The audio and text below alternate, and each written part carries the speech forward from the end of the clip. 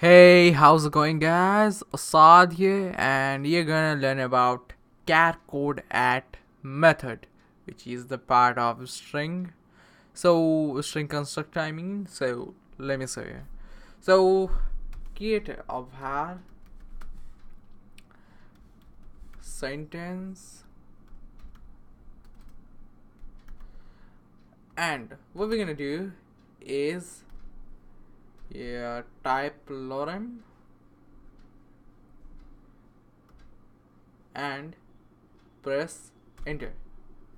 So what it does is give you a good string. So this is what it does. Don't ask me what you done. You will understand if you type you then. So var index equals 4 and log it on a console. And now what we're gonna do is use the prototype, prototype of string. In this case is sentence, you can see here. And what we're gonna do is use char code at.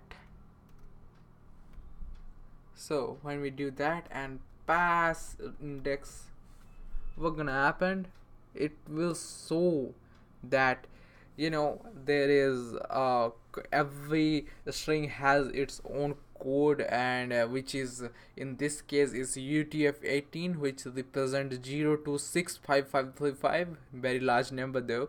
This is what it does. And for 4, which number it is present at. So what we're gonna do, let's find 109, everybody. It's 109. So I hope you understand. If you have any question, ask me in the comments. I will clarify you what it does, what it do. So don't be afraid. And that's it for today's video, guys. See you guys next time.